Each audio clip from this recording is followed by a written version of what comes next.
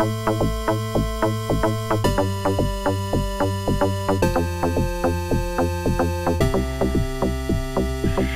you like to read, if you like to think, if you like to see the world differently, grab yourself a book, give the show a listen.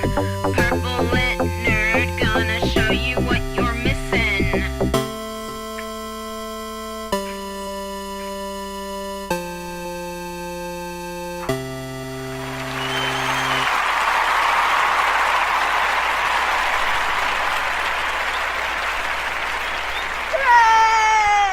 Welcome to the Purple Lit Nerd podcast for February the 17th, 2018. I am your host, the amazingly adorable Rebecca Thistle, podcasting to you live-ish from my new apartment, which I have officially decided to name Jeffrey Thistlework. Whoa! Yes, it's so stupid how excited I got about that. But that's Jeff spelled like, Geoffrey, so like old English Jeffrey spelling, because I'm a lit nerd, as I was like Jeff Chaucer. But also, I'm a big fan of the Late Late Show with Craig Ferguson, which is not on the air anymore, if you didn't know, but it's on YouTube. And so it's also kind of a tribute to Jeff Peterson. I know. I don't know. I've been watching some of the old Late Late shows on YouTube, and I was watching one earlier where Craig says, he says something to the effect of, "I'm not trying to do a good show. I'm trying to do an organic show. It doesn't taste as good, but no chickens were harmed during the making of it." So no animals were harmed during the making of this podcast. And it is amazingly adorable, and you will love it, because I have purple hair. Bum, bada, bum. Okay, so I still haven't found my notes for this show, so yet again, I'm going off the cuff. Because it's something that I've been thinking about for a long time, so I sort of have ideas. So anyways, we're still talking about The Help, and before I go any further, because I think I forgot to do this last week, I have to say, if you've not read the book, The Help, if you've only seen the movie, anything and everything that I have to say in this podcast, you're not going to get, because it's not in the movie at all. And it's kind of a sad thing, but, at the same time, I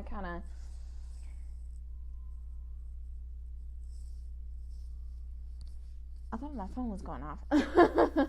I kind of understand it's hard to adapt any book to the screen, but it's something so intensely involved as The Help, which has a lot of themes, not just about racism, but also about sexism and gender roles and stuff like that.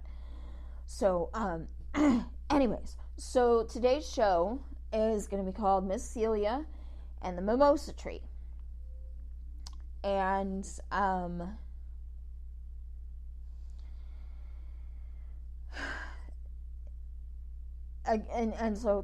here you are. If you've only seen the movie, you're going to be going, what? There is no mimosa tree. Yes, there is, in the book. Not in the movie. Like, seriously. In the book. So we know from the first moment we meet Miss Celia that she does not fit in at all. The first mention, the first time she's mentioned, it is in the context of Hilly saying, "I saw Celia Foot at the hairdresser's or grocery store, wherever, I can't remember now. Going off the cuff here. But she says, I saw Celia Foot, and she asked if she could help with the benefit, and I'm not going to let her do that.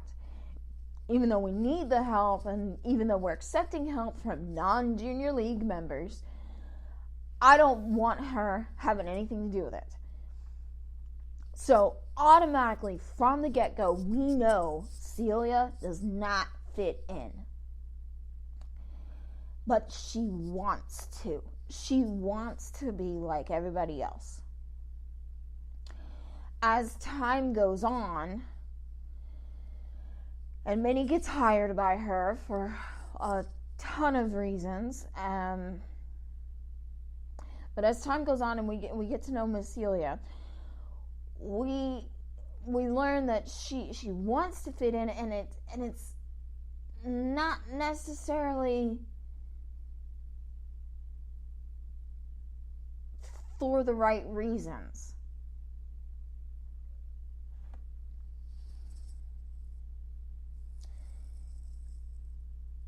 She wants to fit in because she thinks that's what's gonna make Johnny, her husband, happy. And Johnny just wants her to be happy, and this is the only society that he's really ever known is, this junior league and all that. And so that's why he suggests it. But honestly, we don't see much of Johnny Phil, but I honestly don't feel like he wants her to fit in specifically with that society. I think he just wants her to be happy. And he wants her to have friends. So anyways, where does the mimosa tree come into all this? If you've read the book, you already know. I'm getting there, okay? So the first mention that we have of this mimosa tree is Celia's sitting around the house and she's talking to Minnie, and she's looking out the window and she's talking about all the things she would do, for like the rose bushes and all the things she would do out in the yard. And she's sort of talking about having this green thumb. And she says, I want to get rid of that mimosa tree. I don't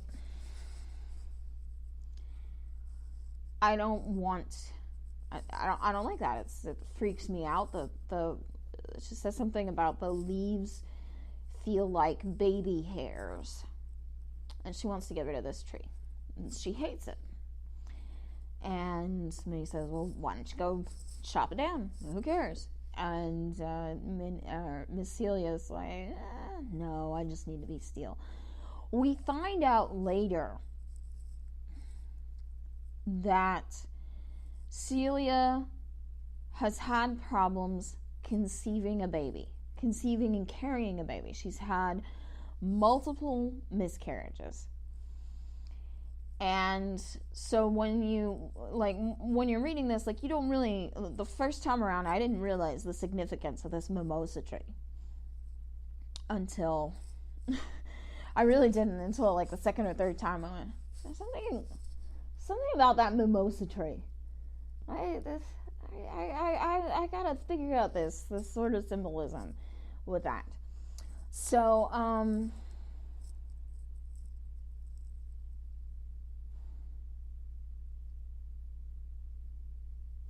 anyways, but as time goes on, and the first time, in hindsight, after we know about these conception problems, and Minnie finds out that the last miscarriage that Celia has, Minnie is there to basically save her life. And Minnie finds out, oh, this is why she's been laying around the house. This is what all these bottles and the upstairs are about, is she's trying to have a baby because she thinks that's what she's supposed to do.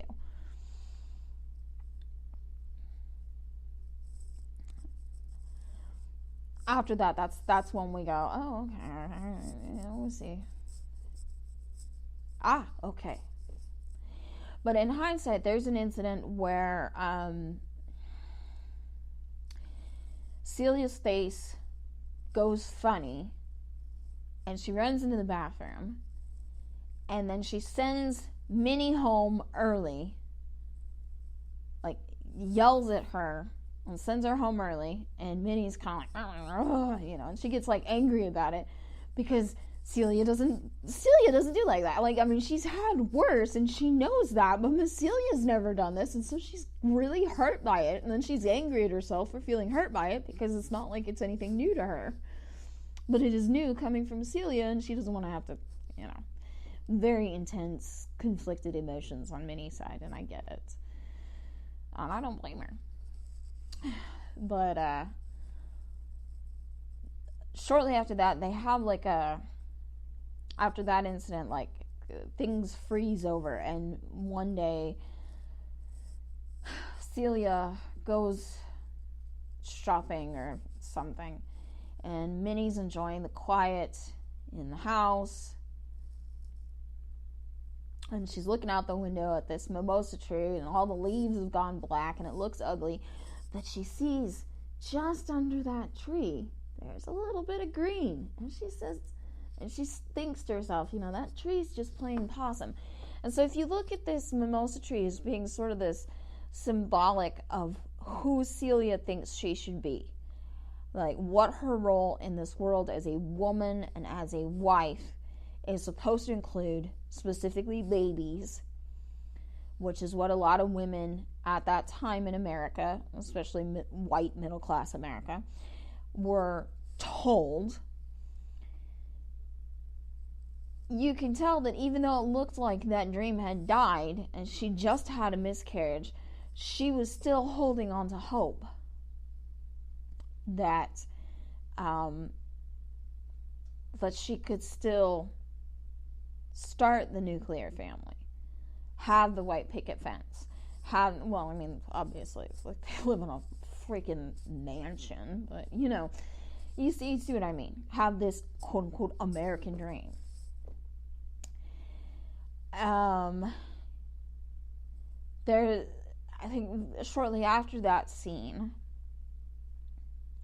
is the first time that Minnie meets Johnny Foote, Celia's husband, and Johnny doesn't know that Minnie's been working there, and so she's constantly scared of running into him, and he comes home from work one day at lunch to chop down that tree, but he gets distracted when he runs into Minnie. And Minnie's freaking out because he's got an axe in his hand.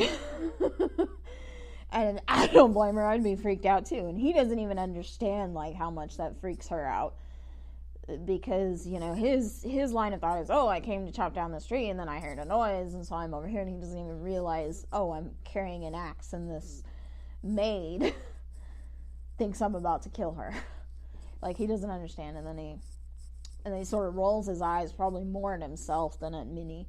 And sets it aside.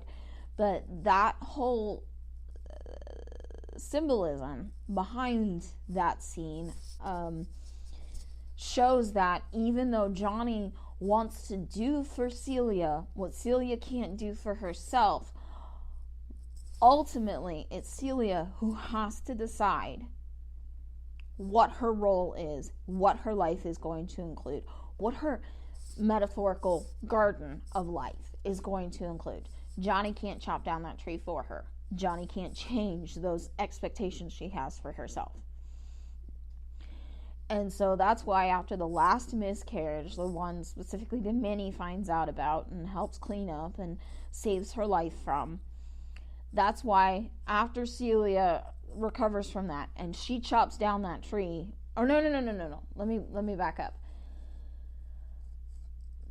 After she has that, things sort of putter around and she tries to infiltrate the junior league crowd again. And then you have the big benefit for the poor starving children of Africa, which in and of itself is fucking ironic.